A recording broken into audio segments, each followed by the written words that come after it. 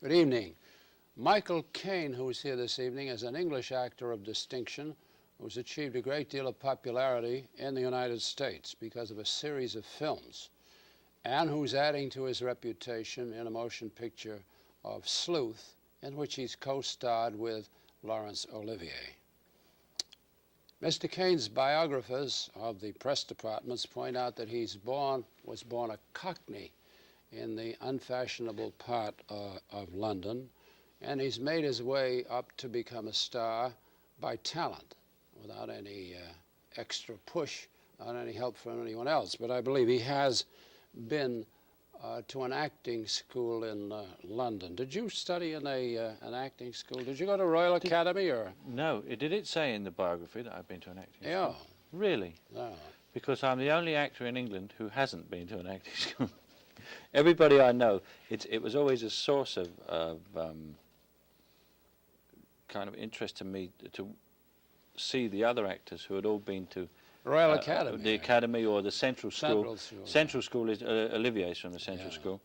And to watch what they could do. My whole career has been rather guided by the fact that I never went to an academy, in as much as I never had voice lessons, I never learned classical playing, I never learned sword fencing. And so I never ever played the classical roles as opposed to all the other English actors. I was forever kind of forced into a kind of working class background by my own voice, I suppose. Everything I played always had a working class background.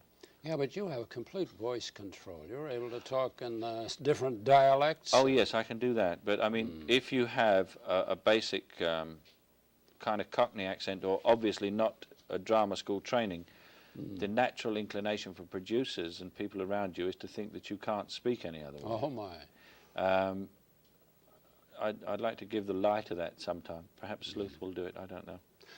Well, how in the world did you get into the theatre then without that training? Just go around to an acting company and ask I answered an advertisement in a newspaper for an assistant stage manager, which is a manual in London? Outside of London, in Horsham in Sussex. Yeah. A little theatre. I mean, couldn't get in London. No, there was no. I mean, people like me couldn't do that.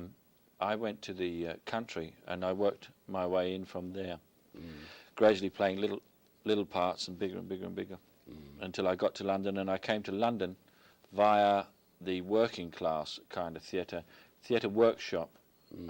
Joan Littlewood? Joan Littlewood's theatre workshop. I came in through that way, and through the Royal Court.